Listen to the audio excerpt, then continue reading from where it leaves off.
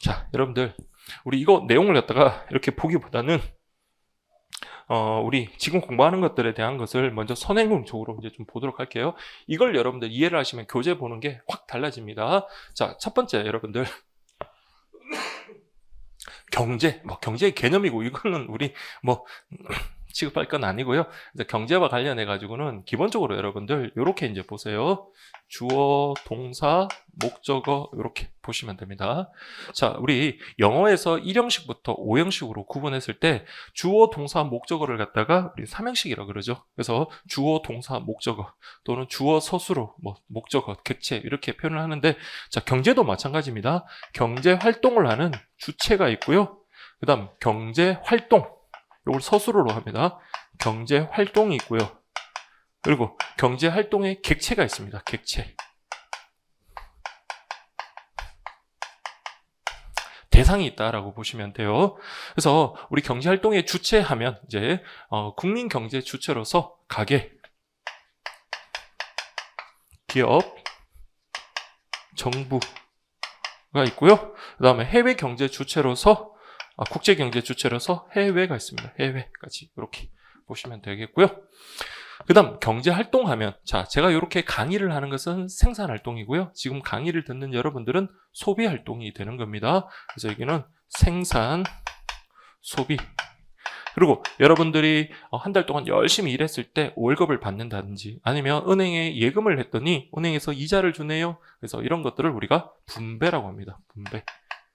그래서 생산, 소비, 분배. 그래도 우리 학창 시절에 다 조금씩은 들어봤던 내용들입니다. 자, 그 다음에 이제 경제의 활동에 이제 객체가 있겠죠. 그때 뭘 대상으로 하느냐 했을 때 크게 생산물하고요. 생산 요소로 이렇게 구분할 수 있습니다.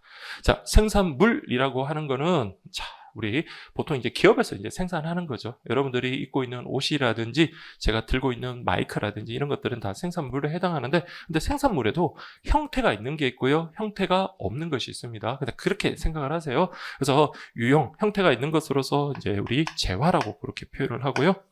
그래서 뭐 각종 음식이라든지 뭐 지금 우리 의식주 뭐 관련되는 그런 것들이 다 재화에 해당하고 그러나 제가 지금 아까 생산 활동을 한다고 했지만 지금 강의를 하는 것 강의라는 것 자체는 어떤 유형의 형태를 갖다가 만들어내는 게 아니에요. 그래서 이걸 우리가 서비스라고 합니다.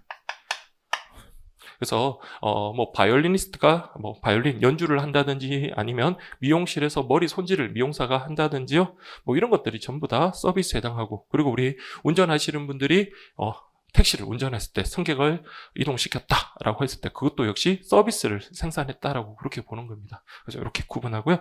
이제 생산 요소라고 하는 게 있는데요. 생산 요소라는 것은 이러한 생산물을 만들기 위한, 즉 생산해내기 위해서 필요한 것들을 우리가 생산 요소라고 합니다.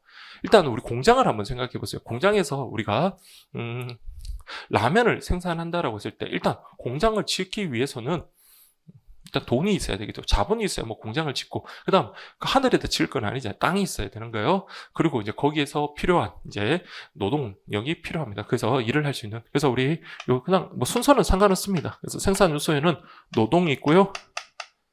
자본이 있고, 토지가 있고, 그것을 경영할 수 있는 경영이 필요합니다. 운영할 수 있는 경영이 필요하다라고 이렇게 보시면 돼요. 자, 그러면 우리가 노동을 통해서 뭐를 얻을 수 있다? 임금을 얻고요. 자본을 제공함으로써 이자를 얻을 수가 있어요. 은행에다가 뭐 예금을 하면 이자를 얻고, 자, 토지. 여러분들이 건물을 가지고 있어요. 그러면 우리 공장주한테 그 건물을 갖다가 빌려준다. 공장주한테는 좀 그러네요. 그래서 뭐 빌딩이 있으면 사무실을 그 임차한다든지 아니면 토지가 있어서 공장을 세울 수 있게끔 땅을 빌려줬다든지 그렇게 되면 우리 지대, 소위 임차료 같은 그런 것들이고요. 그다음에 경영에 대한 대가로서 이윤을 갖다가 얻게 된다라고 보시면 되겠습니다. 그러면 자, 이게 모두 우리가 지금 하는 활동이 이제 좀 맞아떨어집니다. 보세요. 삼성전자가 핸드폰을 제작했다. 그러면 보세요. 삼성전자가 휴대폰을 생산한 거예요. 삼성전자는 어디에 해당합니까? 기업이죠. 삼성전자가 뭐를? 휴대폰, 재화를 제조했다, 조립했다, 뭐 이러면 생산, 이렇게 되는 거고요. 제가 지금 강의를 한다라고 되어 있습니다. 강의. 저는 개인 사업자다 생각하십시오. 그러면 제가 생산을 하고요. 다만 이때는 서비스를 생산한다라고 보시면 되고, 그다음 여러분들이 배가 고파가지고 식당에 가서 음식을 주문해서 음식을 먹었습니다. 그러면 여러분들은 가게가 소비를 했고요. 그다음 음식물, 재화를 소비한다, 이렇게 보시면 되겠습니다. 자, 생산 요소라는 건 보지 마시고요. 일단 우리 경제 활동과 관련해서는 위에 것만 이렇게 보시면 돼요. 생산 요소는 말 그대로 뭐를 위한 것, 이 생산을 위해서 필요한 요소들이다라고 생각을 하시면 되겠고요. 이런 것들이 이제 서로 다 연결이 되어 있습니다. 가령 보시면, 자, 가게, 기업, 정부, 해외가 우리 경제 주체다 그랬습니다. 그러면 이러한 경제 주체들이 경제 활동을 하는 목적은 달라요. 여러분들이 경제 활동을 하는 목적은요. 자, 여러분들이 왜 강의를 듣습니까? 시간을 들이고 비용을 들여서 강의를 듣는 이유가 뭡니까? 여러분들이 어떤 만족감을 얻기 위한 거예요. 그래서 여러분들이 합격을 위한 어떤 도움을 얻을 수 있지 않을까라는 그런 만족감. 그래서 그런 만족감을 최대로 얻는 어떤 합리적인 선택을 하는 것이 바로 여러분들이 합리적 소비를 하는 겁니다. 시간과 비용은 많이 들었는데 이거 전혀 나하고 안 맞다. 나의 강의 스타일하고 나하고 맞지 않다. 그러면 이거는 비합리적인 소비를 한 거고요. 똑같은 강의 품질이다라고 한다면 이왕이면 비용이 좀 싼 게 더 좋은 거고, 아니면 비용이 같다 하면 더 높은 퀄리티, 그런 것들을 원하겠죠. 그래서 우리 가게라고 하는 것은요, 소비의 주체다, 이렇게 보시면 돼요. 소비의 주체다. 가게라는 건 소비의 주체다. 기업은요, 자, 생산의 주체다. 다음에 정부라고 하는 것은요, 재정 주체다. 그런 표현을 씁니다. 재정. 근데 우리 교재에 있는 것처럼 재정뿐만 아니라 규율도 합니다. 그래서 시장 경제를 잘 운영하기 위해서 조정도 하고 규율도 한다. 이렇게 주체다. 이렇게 보시면 되겠고요. 해외는 여러분들 나중에 한율에서나 볼 거고 따로 안 봐주셔도 됩니다. 그래서 가계와 기업을 민간 경제 주체, 가계, 기업, 정부를 국민 경제 주체다. 이렇게 표현을 하고요. 그러면 가계라는 것은 여러분들 뭐를 위해서 우리 소비를 한다 그랬어요? 만족감을 위해서. 그래서 만족감이라고 하는 것은 효용을 말합니다. 그래서 가계라는 것은 효용 내지는 만족감의 극대화를 위한 거다. 이렇게 보시면 돼요. 만족감의 극대화를 위해서 경제활동을 한다. 기업은 여러분 우리 어릴 때부터 많이 공부했죠. 기업이 경제활동을 하는 목적은요, 이윤 창출입니다. 이윤 창출. 그래서 이윤을 극대화하기 위한 거다. 정부는 사회적 후생의 극대화 이렇게 표현하는데 거기까지 모르셔도 되고요. 자, 우리는 우리 계리직에서 필요한 것만 이렇게 좀 하도록 하겠습니다. 자, 이렇게 해서 여러분들 일단 이렇게만 일단 좀 정리해 주세요. 그래서 경제활동이 주체하면 뭐가 있다? 가계, 기업, 정부, 해외가 있고요. 경제활동하면 생산, 소비, 분배가 있고요. 객체, 경제활동이 객체하면 생산물 있고 생산 요소가 있는데, 생산물에는 형태가 있는 재화와 형태가 없는 서비스가 있고요. 생산 요소라고 하는 것은 생산에 필요한 요소들을 말하는데, 생산 요소에는 노동, 자본, 토지, 그리고 경영이 있다라고 생각을 하시면 되겠고요. 그러면 그러한 생산 요소는 누가 제공을 하냐면, 자, 이런 생산 요소는 누가 제공하냐면 가게에서 제공을 하고요. 이게 기업으로 넘어갑니다. 그래서 기업은 생산 활동하기 위해서 누구로부터? 가게로부터 이런 것들을 생산 요소를 제공받게 되는 거예요. 그래서 가게라는 것은 생산 요소의 공급자가 되고, 기업은 생산 요소의 수요자가 되는 거고요. 반대로 생산물, 여러분 이런 재화와 서비스는 누가 생산하나요? 기업이 생산합니다. 그래서 이거는 기업이 생산을 하고 그것을 누가? 가게가 일반적으로 소비한다. 물론 정부 같은 경우는 생산 활동도 하고 소비 활동도 다 합니다만은 일반적으로 여러분들 이렇게 보는 거예요. 그래서 우리 아까 생산의 주체하면 누구라 그랬어요? 기업이라 그랬고, 소비의 주체하면 가게다. 이렇게 일단 생산물을 기준으로 그렇게 판단을 하시면 되겠습니다. 자, 그래서 일단 이렇게 여러분들 좀 보시고요. 자, 그 다음에 여기 있는 임금, 이자, 이윤, 요건 누가 제공해서? 노동, 자본, 토지, 경영을 가게가 기업에 제공하면서, 여러분들이 노동을 갖다가 기업에 회사에 취업해가지고 한 달 동안 열심히 일하면 거기다 대가로 뭘 받는다 그랬어요? 임금을 받는다. 임금, 이자, 지대, 이윤, 이게 여러분들 가게의 소득이 되는 겁니다. 이런 소득을 가지고 뭐를 한다? 이런 재화와 서비스를 소비하게 되는 거예요. 자, 그래서 이제 우리 국민 경제 흐름 순환을 보면은 이따가 다시 그림을 그려서 보겠지만 그런 식으로 흘러가는 거예요. 그래서 여러분들은 일단 이렇게만 좀 정리를 해주시고요. 그래서 이걸 이렇게 확인을 하시면 되겠습니다. 그러면 이제 또 두 번째 이제 중요한 내용이 하나 있는데, 우리 고등학교 경제 과목 1단원에서 가장 많이 나오는 게 바로 이 내용입니다. 자, 일단 민간 경제 순환도 일단 한번 보시면 가게가 있고요, 기업이 있다. 아까 경제활동의 객체는 생산물과 생산 요소가 있다 그랬죠. 그럼 여기 생산물이 거래되는 시장을 생산물 시장이라고 하고요. 생산 요소가 거래되는 시장을 생산 요소 시장이다라고 보면 됩니다. 자, 이 생산물 시장에서는 뭐가 거래된다? 재화와 서비스가 거래가 되고요. 생산 요소 시장에서는요. 노동, 토지, 자본, 경영 이런 것들이 거래가 된다라고 보시면 됩니다. 자, 이런 그림에서 자, 경제활동의 주체, 가계, 기업만 일단 상정을 하겠습니다. 자, 아까 생산물 시장에서는 누가 공급을 한다 그랬어요?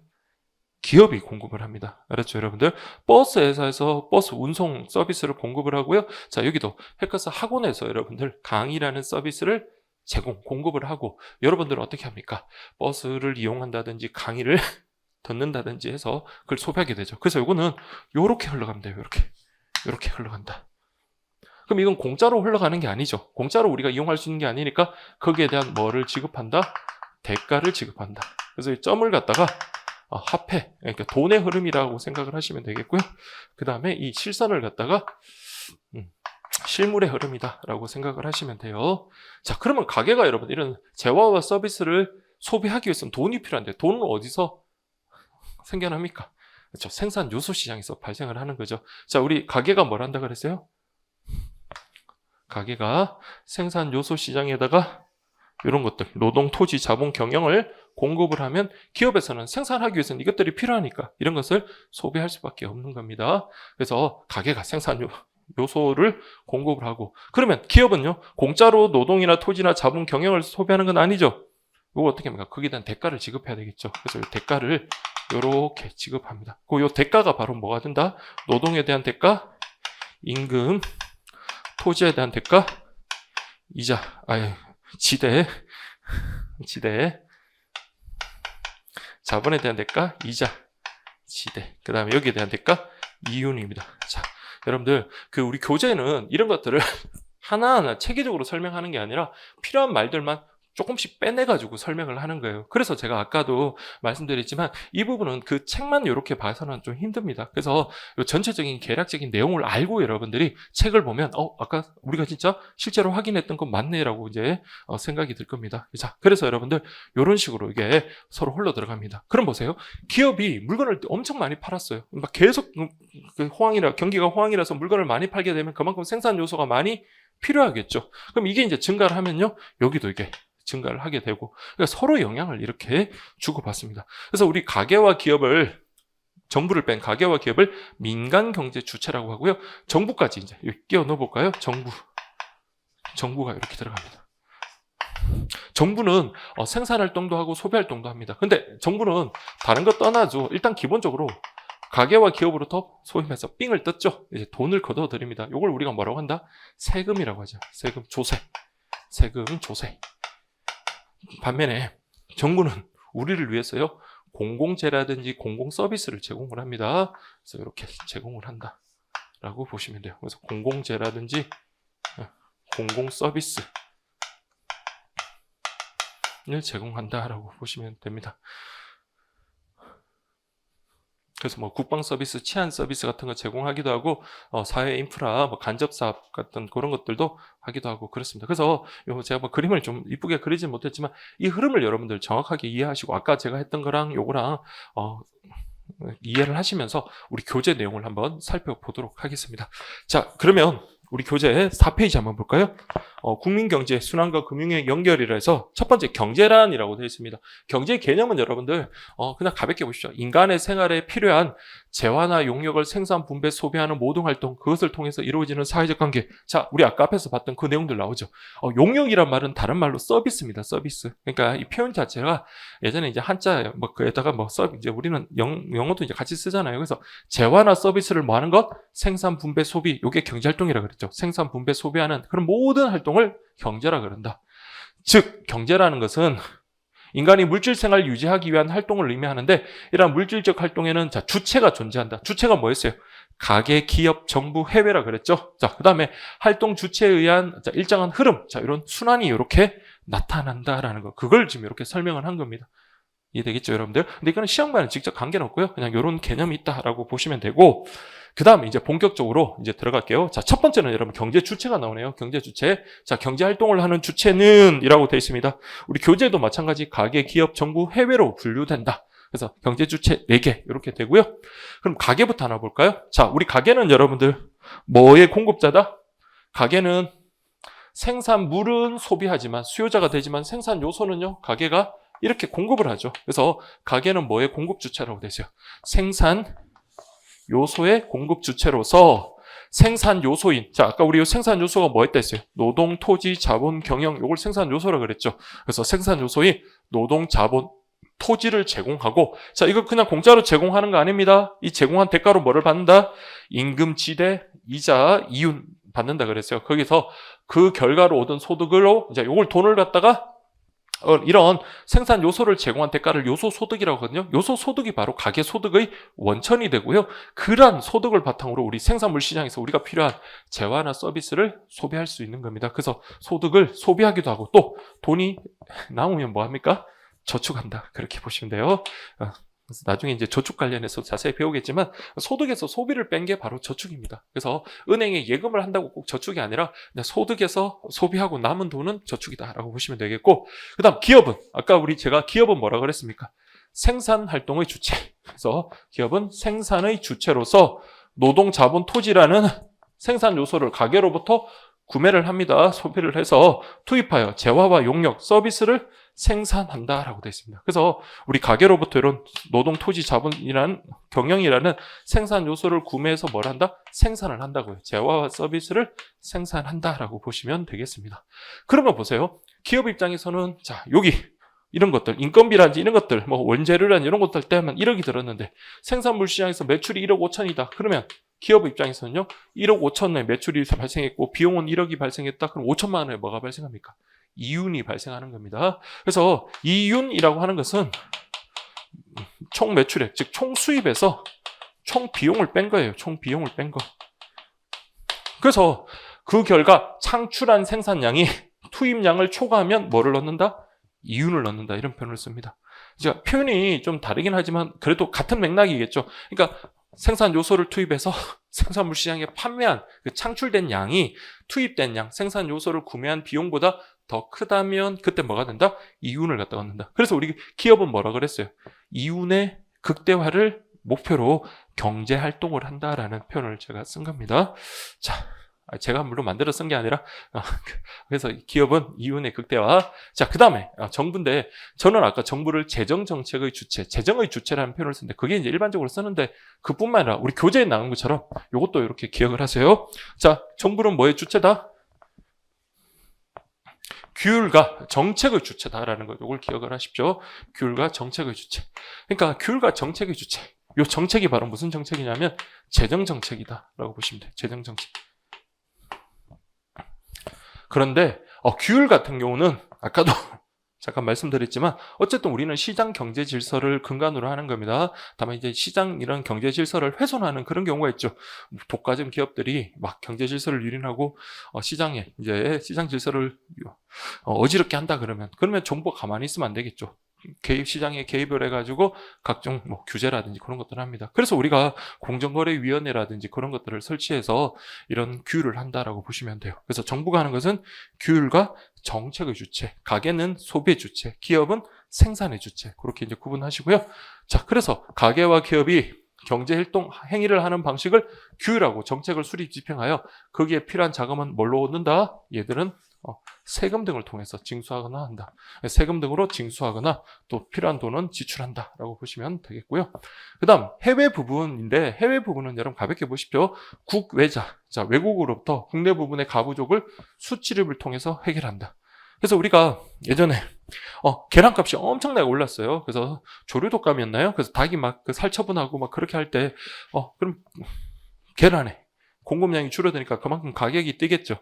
계란을 소비하는 소비자도 문제지만 계란을 주 원료로 하는 많은 기업들이 생산 단가, 생산비가 너무 오르니까 물가가 너무 뛰는 거예요. 그래서 우리 정부 입장에서는 어떻게 했나요? 값싼 계란을, 달걀을 외국으로부터 이렇게 수입을 해서 그런 부족분을 메워 나갔잖아요. 그래서 그런 내용을 이렇게 설명을 하고 있다. 그렇게 보시면 돼요. 그래서 그 4페이지 내용은 요게 다인데 이걸 갖다 이해하기 위해서는 일단 요 흐름을 여러분들이 이해를 하셔야지 뒷부분까지 같이 연결해서 이해할 수가 있다라고 말씀을 드리고요. 자, 그 다음에 이번 우리 학습 교재도 이거 좀 잘못 표시가 됐길래 제가 이게 그림판으로 해가지고 살짝 지워서 화살표를 좀 뜯어 고쳤는데, 여러분 아까 제가 했던 요 그림하고 비교를 했어요. 이렇게 되는 겁니다. 일단 정부 빼고요. 정부 빼고 가게가 있고 기업이 있습니다. 그래서 우리 상품, 여기 재화와 서비스는 누가 공급한다고요? 기업에서 이렇게 공급을 하면 가게에서는 거기에 대한 대가로 상품 구매 대금을 지급하게 되고, 반대로 여러분들 노동, 토지, 자본, 이건 누가 공급한다? 가게에서 공급하고 거기에 대한 대가로 임금, 지대, 이자는 누가?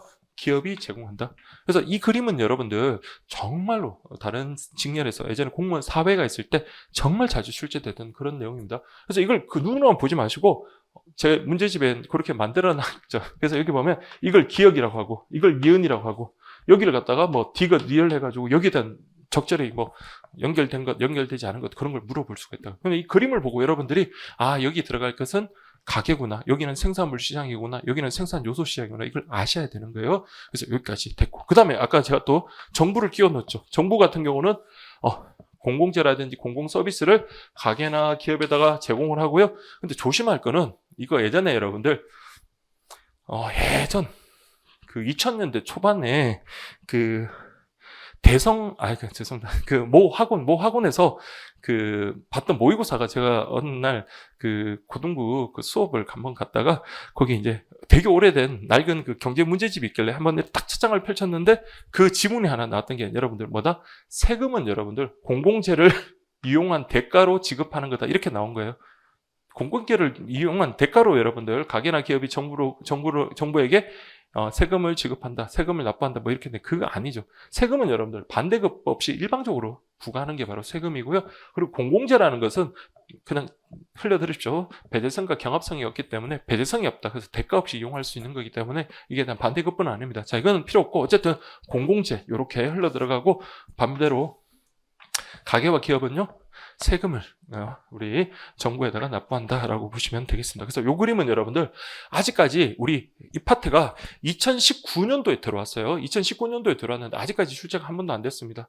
근데 제가 지난번 시험도 마찬가지지만 계속 출제가 안 됐지만 이제 나올 때가 됐다 했는 게 하면은 꼭 나오더라고요. 그래서 당해가 아니라 그 다음 해에도 나올 수도 있지만, 어쨌든 간에 다음 시험에 나올 수 있지만, 어쨌든 여러분들 다른 직렬에서도 또는 우리 고등학교 우리 과목에서도 상당히 중요하게 다루고 있는 만큼, 자, 이거는 꼭 기억을 하셔야 돼요, 이 그림은. 그리고 아까 그 내용까지 연결해서. 그래서 고등학교 수능 문제 1번 문제에서 주로 등장한다라고 보시면 되겠습니다.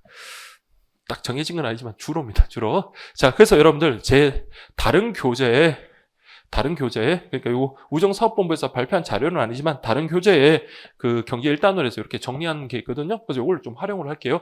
다 볼 필요는 없고 제가 보라는 것만 보면 됩니다. 가게는요, 소비활동의 주체, 그리고 생산물 시장에서는 수요자, 생산 요소 시장에서는 공급자가 되고, 가게가 경제활동을 하는 목적은요, 효용, 만족감의 극대화를 위해서 경제활동을 한다. 반면에 기업은 뭐의 주체다? 생산활동의 주체고요. 얘랑 서로 반대입니다. 기업은 생산물 시장에서는 공급자, 생산 요소 시장에서는 수요자. 그래서 공급자, 수요자 이렇게 되는 거고요. 기업이 경제활동을 하는 목적은 뭐다? 이윤의 극대화를 위한 거다. 이렇게. 그래서 두 개를 뭐라고 한다? 민간경제 주체다. 이렇게 표현하는 겁니다. 자, 이렇게 하시고, 그 다음 정부 하면 여러분들, 정부는 여기서 다른 거 보지 말고 그냥 이것만 보세요. 재정 정책의 주체. 그 다음에 정부는 직접 생산을 하기도 하죠. 여러분, 공기업들 생각을 해가지고 정부가 직접 생산을 하기도 하고, 정부도 역시 마찬가지 자기들이 필요한 재화나 서비스를 이용합니다. 그래서 생산활동과 소비활동 모두 수행하고요. 그 다음에 아까 말씀드린 대로 가게와 기업에 대해서 세금을 부과한다, 조세를 부과한다라고 하고, 또 뭐를 제공한다? 공공재와 공공서비스를 제공한다. 다네요, 근데. 이것 때문에 이거는 여러분 안 보셔도 돼요. 민간경제활동의 규제, 조정. 그래서 이런 게 바로 정부의 어떤 특징이다라고 보시면 되겠습니다. 자, 이거는 보지 마시고요. 그래서 아까 가게, 기업까지 합쳐가지고 국민경제 주체다라고 보시면 되겠습니다. 됐죠, 여러분들? 여기 이제 경제 활동 주체와 관련되는 거. 그래서 제가 왜 이런 것까지 같이 보자라고 한다면 책 있는 내용 그대로가 아니라 조금씩 이거랑 같이 연관시켜서 변형시킬 수 있거든요. 그래서 거기까지 대비를 하셔야 돼요. 그래서 이 파트는 반드시 이렇게 정리를 하고 이해를 하셔야지 어떤 문제가 나오더라도 이 사람이 요렇게 바꿨구나라는 걸 알 수 있지. 교재만 봐서는 달달 외우기 힘들 뿐만 아니라 금방 정발해버립니다. 그래서 이렇게 좀 정리를 하시고, 해외는 여러분들 안 보셔도 됩니다. 이거는. 자, 그 다음 생산 이제 붙어볼까요? 자, 우리 교재에 5페이지 나와 있습니다. 자, 생산 보시면 기업은 생산을 위해 생산 요소를 투입한다. 자, 아까 그랬죠. 기업이 생산하기 위해서는 뭐가 필요하다 했어요? 생산 요소가 필요하다 그랬죠. 생산 요소. 생산 요소에는 뭐가 있다?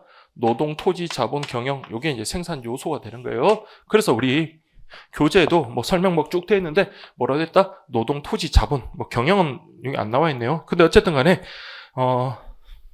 인적 요소와 물적 요소로 나누는데 인적이란 것은 사람이죠. 그럼 당연히 인적 요소의 인적 생산 요소는 뭐가 있다? 노동이 있겠고요. 그리고 물적 생산 요소에는 토지와 자본이 있다. 이렇게 분류하는 겁니다.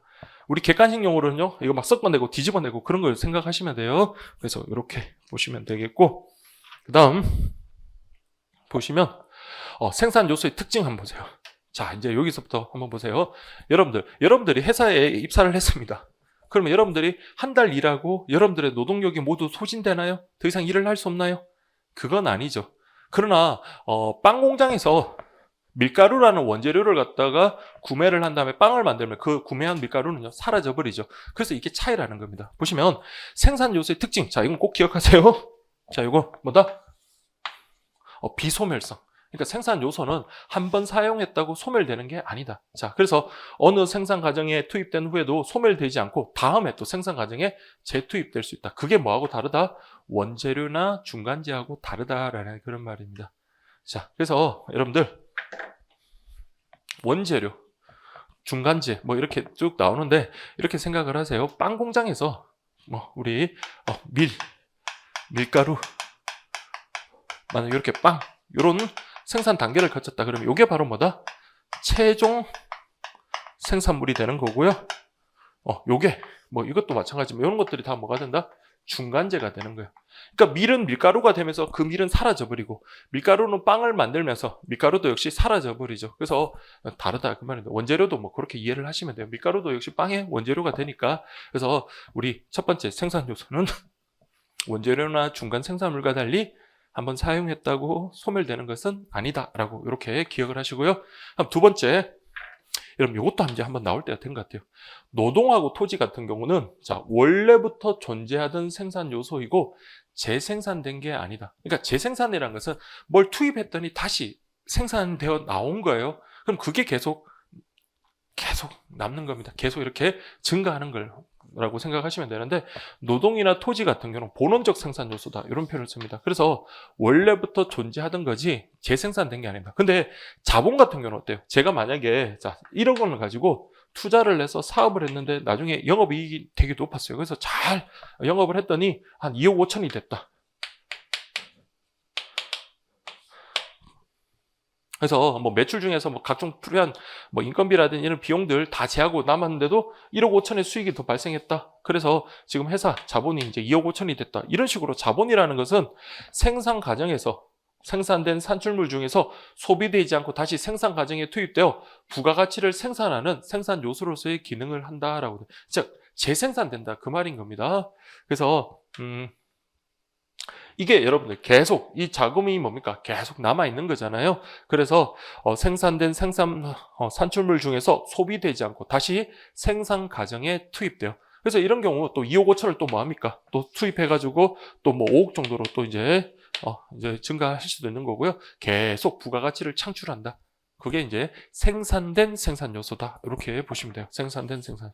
그러면 아까 여러분들 인적 생산 요소는 노동이 있고요. 물적 생산 요소는 자본 토지가 있었던 거하고 비교하셔야 돼요. 본원적 생산 요소 하면 노동하고 토지가 되겠고 생산된 생산 요소 하면 자본이 되는 겁니다. 그래서 이거 좀 구분해서 보시면 돼요. 그래서 우리 교재에도 그 부분 좀 제가 지금 강조를 좀 해서 그렇게 해놨습니다. 그래서 그러나 뭐 생산 요소 중에 자본은 해서 이런 생산된 생산 요소로서의 특징이 있다라고 그렇게 보시면 되겠습니다. 그래서 이게 그 자본이라는 건 쉽게 말하면 뭡니까? 생산을 하고 난 다음에 또 자본이 늘어날 수 있는. 근데 노동이나 토지는 기업에서 물건을 많이 만든다고 노동이나 토지가 늘어나는 게 아니잖아요. 근데 이 자본은 어떻습니까? 기업에서 생산을 많이 했더니 뭡니까? 자본이 이제 수익이 많이 발생해서 자본이 더 늘어난다. 그러니까 생산을 통해서 더욱더 증가되는 거다 해서 생산된 생산 요소 그렇게 보시면 되고요. 본원적 생산 요소는 말 그대로 생산을 위한 수단으로서 역할에 충실한 거다라고 생각하시면 되고, 그래서 본원적 생산 요소 이렇게 구분하시면 되겠습니다. 자, 이렇게 하시고요. 그 다음 생산물이라고 했습니다. 아까 우리 생산 객체와 관련해서 경제활동 객체와 관련해서 생산물하고 생산 요소에 대해서 설명을 드렸죠. 그래서 생산물 보시면 우리 교재에는 이렇게 써 있습니다. 재화하고 서비스 이렇게 되어 있네요. 그러니까 재화하면 여러분 형태가 있는 거 생각하시면 돼요. 의복, 식료품, 주택 같은 이런 것들. 근데 우리 교재 표현에는 그냥 생존에 필수적인 물질이다. 물질이라는 건 그냥 형태가 있는 거다. 그냥 가볍게 보시고요. 서비스라는 거는 요 예시를 좀 기억을 하세요. 그래서 교육, 문화, 관광 같은 이런 정신적 욕망을 채워주는 것, 그리고 도소매, 운송, 통신, 공무 같은 이런 비물질 생산에 기여하는 것도 포함된다. 그래서 앞에서도 말씀드린 처럼 지하철 이용을 한다든지 지하철 운송 같은 경우도 생산에 포함이 되는 겁니다. 생산 포함이 되고 그걸 또 소비하는 것도 역시 가능하고요. 그래서 이거는 재화가 아니라 서비스를 생산하고 서비스를 소비하는 거다라고 보시면 됩니다. 그래서 이렇게 재화와 서비스로 구분이 되고요. 그다음 이런 생산물을 생산하기 위해서는 뭐가 필요하다? 생산 요소가 필요하다. 그래서 생산 요소를 가게로부터 구매해서 이제 투입을 하고요. 생산 과정에 투입된 양을 초과하는 생산량이 창출됐다. 그러면 그게 바로 기업 입장에서는 이윤이 되고요. 그리고 초과된 생산량은 투입량에 대한 부가가치. 자, 여러분, 부가가치가 다른 말로 생산이다. 이렇게 하십시오. 부가가치는 다른 말로 생산. 그러니까 기업 입장에서는 생산 요소를 구매를 해서 생산을 딱 했다. 그게 바로 부가가치가 되는 거고요. 그리고 아까 우리 생산 요소를 구매한 대가로서 임금이나 이자나 지대를 줌으로써 그게 뭐가 된다? 가계 소득으로 분배가 된다. 이 말입니다.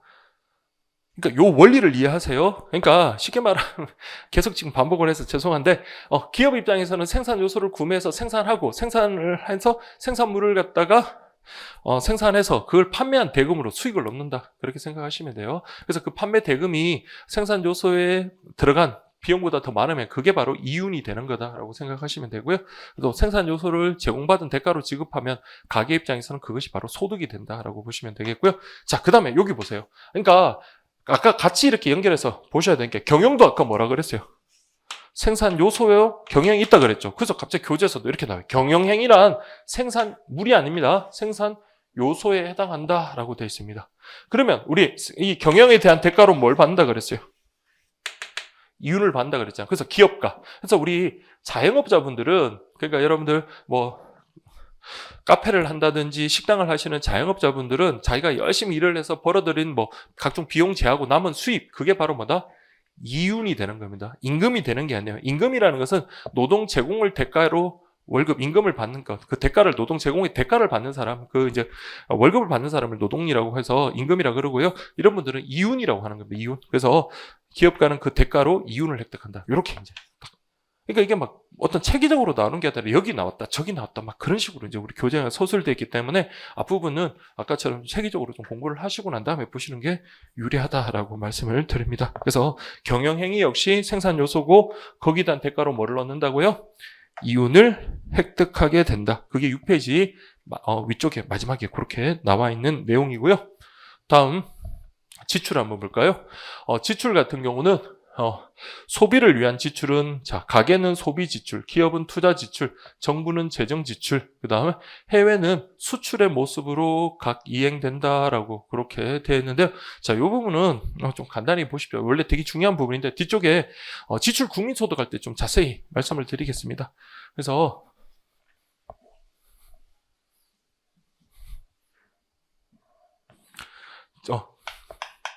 지출과 관련해서 가계의 기업, 정부, 해외, 주체가 이렇게 있으면요.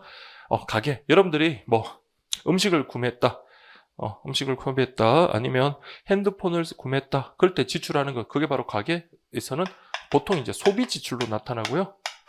기업 입장에서는, 기업이 지출하는 이유가 뭡니까? 뭘 생산을 위해서 지출하는 거잖아요. 소위 이제 투자 개념으로 이해하시면 됩니다. 자, 우리 새로운 사업으로 영역을 확대했다든지 아니면 공장을 새로 짓는다든지 이런 식의 어떤 투자 개념이라고 보시면 돼요. 투자 지출. 그 다음에 정부 같은 경우는 자, 재정 지출, 재정 정책의 주체다 보니까 우리 생활 형편이 어려운 분들한테 뭐 지원금을 준다든지 뭐 그런 것들이라든지 각종 국민들 편의 시설을 제공하기 위해서 뭐 건설을 한다든지 그런 식의 어떤 재정 지출 표현하고요. 그 다음에 해외 같은 경우는 자 수출의 모습으로 나타난다라는데 여러분들 요거는 일단 요렇게 한번 보세요. 각 개별 경제 주체들의 지출을 다 합쳐 놓은 것을 우리가 지출 국민소득이다라는 표현을 씁니다. 지출 국민소득. 뒤에서 바로 나올 거예요. 그래서 요게 이제 요거 더하기 요건데 가계, 기업, 정부인데 마지막이 이제 뭐냐면 순수출 이렇게 표현을 합니다. 그래서 이게 수출 빼기 수입이다라는 식으로 이런 식으로 표현을 하거든요. 수출 빼기 수입 이렇게 표현하는데 그래서 요거랑 좀 헷갈리면 안 돼요. 그래서 요거는 지출 국민소득에서의 그런 개념이 아니라 그냥 지출 말 그대로 지출의 모습에서 그냥 여기 플러스 된 부분들 가계는 소비 지출, 기업은 투자 지출, 정부는 재정 지출, 수출 그렇게 이제 표현을 한 겁니다. 그래서 이렇게 일단 이렇게만 좀 알아두십시오. 이렇게 하시고 그다음 이제 분배가 있네요. 분배란 생산에서 의해서 얻은 소득이 누구에게 나누어지느냐의 문제인데 분배와 소비는 동전의 양면 같다. 그래서 우리 앞에서 말씀한 분배를 많이 받았다. 여러분 월급이 많으면 받으면 그만큼 뭘 늘릴까요?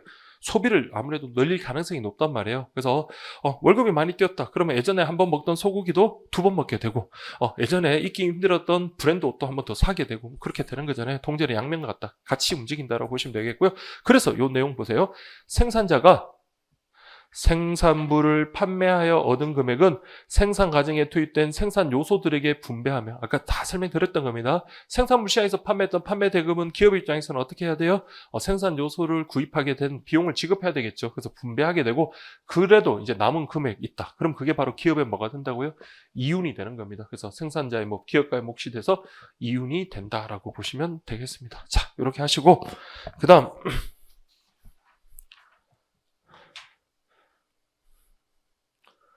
밑에 보시면 국민소득 3면 등가의 법칙이라는 거, 그 내용 나오죠. 자, 여러분들, 요거는,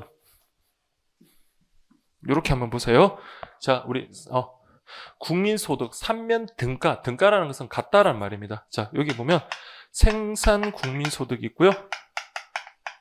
요걸 다른 말로 국내 총생산, 즉 GDP라고 표현하기도 하고, 그 다음에 분배 국민소득도 있고요. 그 다음에 지출.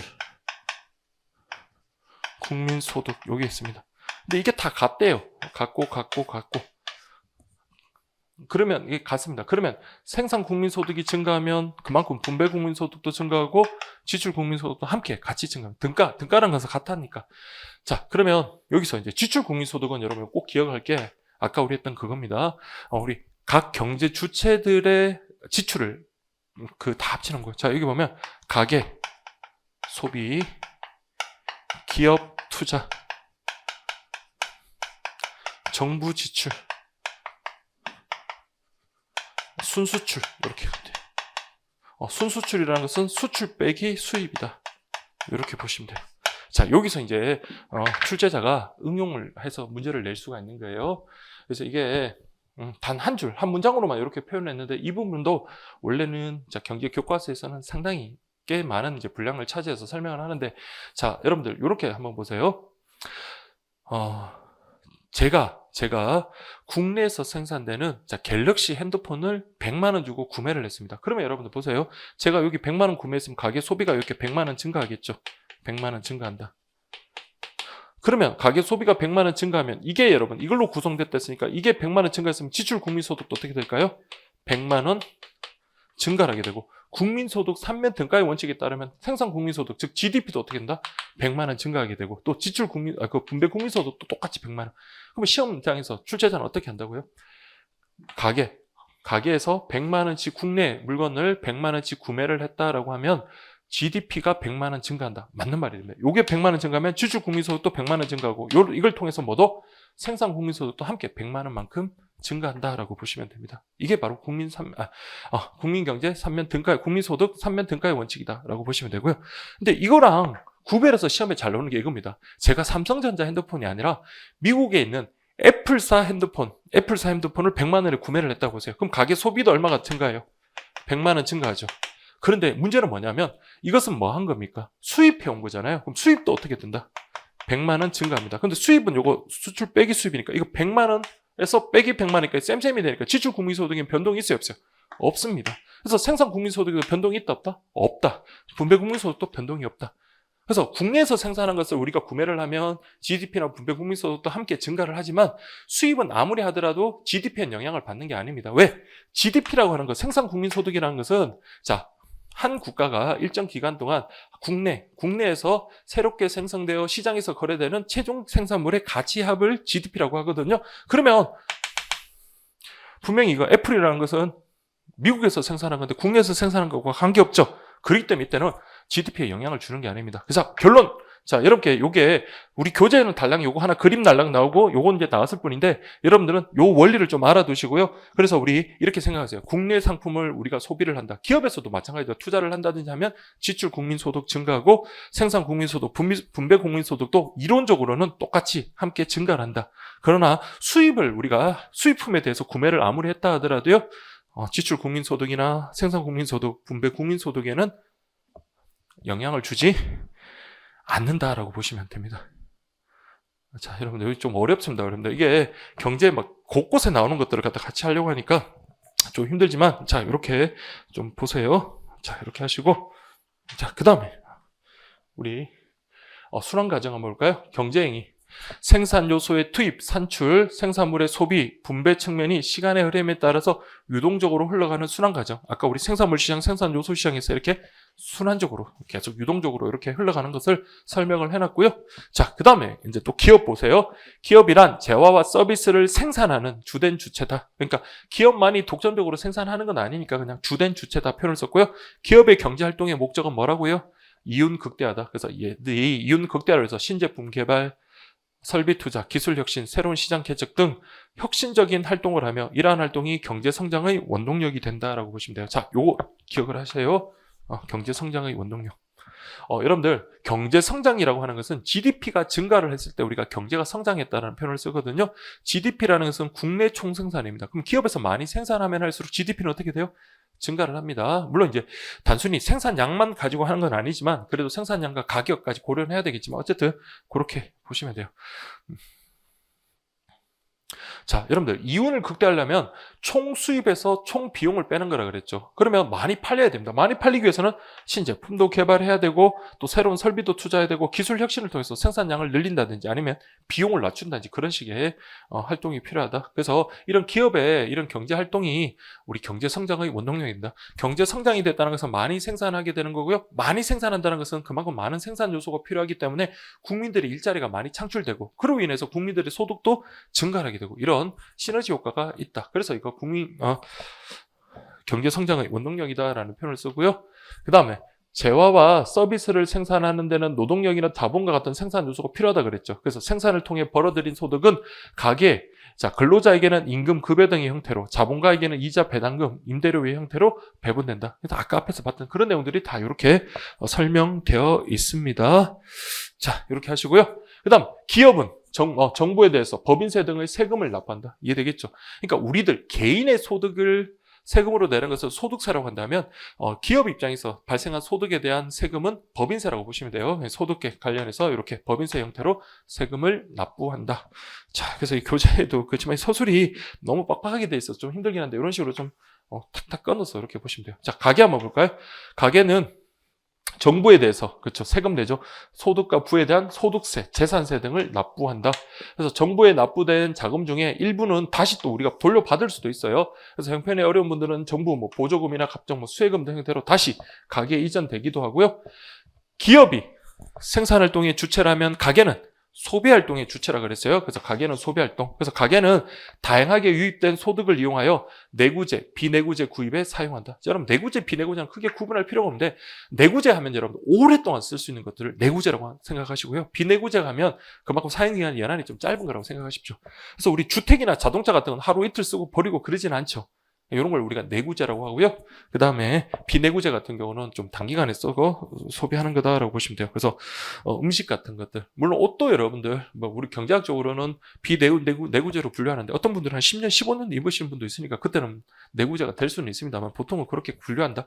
그래서 여러분 내구재는 오래 쓸 수 있는 것, 비내구재는 그렇지 않다는 거 그렇게 구분하시면 되고요. 그래서 우리 가게는 어떻게 한다고요? 생산 요소를 제공해서 대가로 받은 소득을 가지고 필요한 재화와 서비스를 소비하게 된다. 그래서 지출한다. 이렇게 보시면 되겠습니다. 자, 그 다음 이제 정부 한번 볼게요. 정부 역할. 정부는 세금을 징수하고요. 정부 역시 소비 활동을 한다 그랬습니다. 그래서 정부도 여러분들 우리 공무원들 단체 관광 갈 때 어떻게 합니까? 민간 뭐 버스 회사하고 계약을 해가지고 고속버스 태워서 뭐 견학도 보내고 그러잖아요. 그래서 재화 서비스를 소비하기도 하고요. 그 다음 정부는 행정, 국방 등의 각종 서비스를 제공하거나 도로, 항만, 공항 등의 인프라를 뭐 건설 유지한다. 그래서 결론, 이처럼 국민 경제 활동은 각각 따로 노는 게 아니라요. 개별적으로 이루어지는 게 아니라 생산에서 분배에서 지출에서 다시 생산 이런 식으로 계속 어떻게 됩니까? 흘러 들어가는 거예요. 그래서 흐름이 이렇게 유동적이다라고 보시면 됩니다.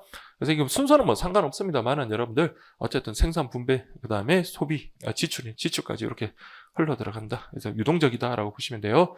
그다음 이제 해외라는 것은 우리나라와 같은 개방 경제. 개방 경제라는 것은 외국과 교류를 하는 경우를 개방 경제라고 합니다. 자, 요게 대비되는 말이 무슨 경제? 폐쇄 경제. 우리 오늘날 폐쇄 경제는 거의 없습니다.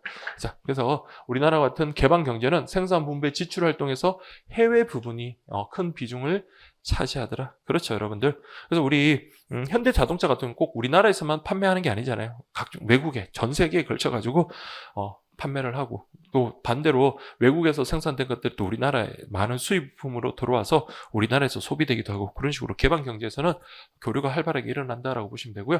자, 여기 이제 또 보시면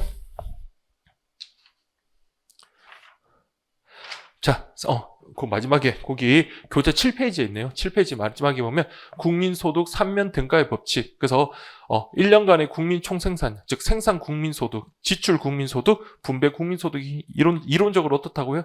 똑같더라. 값이 같더라. 그게 이제 국민소득 3면 등가의 법칙이다라고 보시면 되겠고요. 그리고 아까 말씀드린 대로 자, 국민경제 순환이라 해서 순환이라는 것은 딱 어떤 총량적인 개념, 뭐 수치로 얼마 이런 개념이 아니라 흘러가는 유동적 개념이에요. 그래서 플로우 개념입니다. 보세요. 유동적인 경제활동을 의미하므로 자, 무슨 개념이지? 플로우 개념이지. 자, 대차 대조표. 우리 각종 수치로 써있는 얼마, 뭐 10억 달러, 뭐 100억 달러 같이 양을 나타내는 스탁 개념은 아니다라는 까지 기억을 하죠. 순서 바뀌어서 나올 수 있어요. 플로우 개념이지 스탁 개념 아니다라는 까지 정리를 하시면 되겠습니다. 자, 여기까지가 여러분들 우리 그 순환 과정까지 그렇게 이제 본 거고요. 이제 마지막 하나까지만 더 마무리하겠습니다. 그 다음 우리가 살펴볼 게 이제 국민경제. 이거 3면 등가의 법칙, 요 그림 여러분들. 우리 그 6페이지에 있는 그림인데요. 요거 똑같습니다. 요 그림하고 똑같아요. 그래서 GDP, 생산 국민소득 하면 GDP, 즉 최종재, 아까 우리 국내 총생산이라는 것은 최종 생산물의 가치 합을 나타낸다 했으니까 그런 말이고요. 분배에는 여러분 뭐가 있다고요? 임금, 이자, 지대, 이윤. 그래서 임금, 이자, 지대, 이윤 이렇게 되는 거고요. 지출에는 소비 지출, 투자 지출, 정부 지출, 수출이라고 돼 있어요. 순수출이라고 돼 있어요. 순수출이라고 되어 있습니다. 그래서 우리 앞에서 아까 나왔던 그 수출, 지출의 모습에 나와 있는 수출하고 달라요. 그래서 지출 국민소득에서는 순수출까지 이렇게 해서 딱. 그래서 이게 증가하면 이것도 그만큼 증가하고 이것도 같이 증가한다. 여기 이제 국민소득 3면 등가의 법칙이라는 것 기억을 하시면 되고요. 자, 그 다음에 이거 여기까지 하고 좀 쉬도록 할게요. 자, 국민경제와 금융의 연결이라고 되어 있는데 여러분들 이만큼 그러니까 이게 자기들이 어떤 생산을 위한 자금이 충분하다면 괜찮겠지만 부족한 경우도 있죠. 당장 우리가 쌀을 넣다가 소비를 해야 되는데 배가 고픈데 돈이 없어요. 그럴 때 우리 이제 뭐가 필요하다? 자금의 융통이 필요하다는 거예요. 그러한 자금의 융통을 우리가 뭐라고 한다? 금융이라고 합니다. 그래서 자금이 부족하거나 아니면 여유가 있는 사람들끼리 돈이 흘러 들어가는 것 이런 것들을 우리가 금융이라고 한다. 그래서 경제 순환이라는 것은 자금의 융통, 즉 뭐를 금융을 매개로 해서 경제 순환이 이루어지더라. 그래서 주체별로 이렇게 나누면 기업금융, 소비자금융, 정부금융활동 뭐 이런 식으로 이런 뭐 중요한 내용 아닙니다. 그래서 금융이라는 것은 자금 융통 행위를 금융이라고 한다. 이 개념 정도 확인을 해주시면 되겠고요. 자, 그 다음에 그림 1-3에 보시면 이렇게 나와 있네요. 자, 이거는 우리 앞에서 봤던 내용하고 같이 함께 들어가는데 여기서 이제 요게 추가가 된 겁니다. 아까 그랬죠.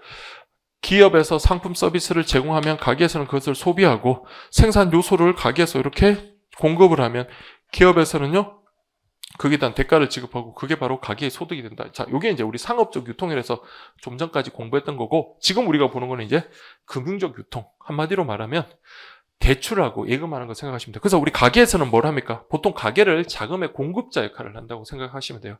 그래서 우리가 은행에다가 예금을 하면 그 예금에 대해서 물론 가게가 대출을 받을 수도 있죠. 뭐 우리 뭐 담보대출 등을 통해서 아파트 집을 산다든지 그렇게 할 수는 있지만 일반적으로 기업이 바로 자금의 수요자가 되는 겁니다. 그래서 기업은 대출 등을 통해서 수요자가 된다. 그래서 이 그래프까지 좀 잘 기억을 하십시오. 자, 이게 여러분들 8페이지에 나와 있는 그래프 내용이다라고 보시면 되겠고요. 그다음 금융회사. 자, 한번 보세요. 금융회사는 말 그대로 매개하는 역할을 하는 겁니다. 우리가 은행에 예금을 하면 그 돈을 가지고 은행에서 궁극적으로 쓰는 게 아니라 이 돈이 필요한 사람 없나? 라고 막 살피다가 그걸 갖다가 대출을 해주죠. 그래서 보세요. 금융회사는 자, 이 편도 잘 기억하세요. 자신이 최종적인 수요자나 공급자가 되는 것이 아니라 말 그대로 무슨 기능을 수행한다? 중개 기능을 수행한다. 그래서 여타 세 주체 간 가계, 기업, 정부를 연결하는, 매개하는 그런 역할을 한다. 그래서 은행이 중개하지 않는 금융 형태라고 되는데 자, 여러분 여기서 이제 객관식 시험으로 나올 수 있는 겁니다. 자, 요건 꼭 기억하세요.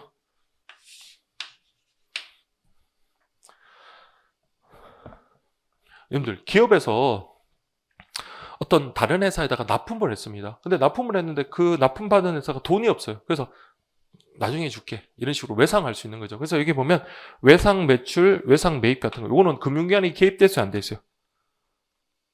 금융기관 개입된 거 아니죠? 기업 간에 저희네들끼리 그냥 거래를 한 겁니다. 거기도 마찬가지 또 이런 기업 간의 신용, 이런 외상 매출, 외상 매입과 같은 이런 기업 간의 신용이라는 것은 지금 당장 돈을 준 게 아니라 나중에 주겠다는 거잖아요. 그래서 그런 것들. 그다음 요거나 아니면 이 안에는 기업의 개인에 대한 할부 판매 채권도 포함이 된다. 뭐 그런 내용으로 보시면 되고요. 쉽게 말하면 우리가 물건을 사는데 바로 사는 게 아니라 어떻게 합니까? 할부로 끊잖아요. 자동차 뭐 24개월. 이것도 말 그대로 뭐다? 금융기관이 매개하는 게 아니라 기업과 개인이 다이렉트로 이렇게 거래를 하는 겁니까? 은행이 중개하지 않는 금융 형태고요. 그 다음에 자, 이건 꼭 기억하세요. 주식 발행 같은 한국은행의 유가증권, 기업간 신용, 뭐 출자금 같은 그렇게 되어 있는데, 자, 주식 이제 나오는데, 자, 여러분들 이렇게 은행이 중개하지 않는 금융 형태를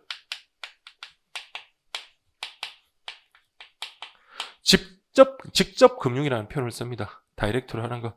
그래서 나중에 다시 하겠지만, 여러분 요거 암기를 그냥 하세요. 뒤에 바로 나오겠지만, 자, 이거 보세요. 직접 금융하면 세 가지는 그냥 기억하세요. 사채, 채권, 주식, 요거는 이제 가장 대표적인 직접 금융의 모습이다라고 생각하십시오. 그래서 채권을 발행한다, 주식을 발행한다. 물론 이제 인수기관으로서 증권회사라든지 뭐 은행이나 이런 금융기관이 개입될 수는 있겠지만 원칙적으로는 발행자와 그 채권을 구매하는 주식을 구매하는 자 사이에 다이렉트로 연결되는 직접 금융이다라고 보시면 되겠습니다. 자, 그래서 이거 그다음에 한국은행의 경우 이제 유가증권이나 기업간 신용, 뭐 출자금 이런 것들은 뭐다? 은행이 중개하지 않는 거라면, 반면에 은행이 중개하는 거라면 우리 단기, 장기 은행 차입이라고 되어 있습니다. 차입이 뭡니까? 말 그대로 돈을 빌려주는 겁니다. 대출이라고 생각하시면 돼요.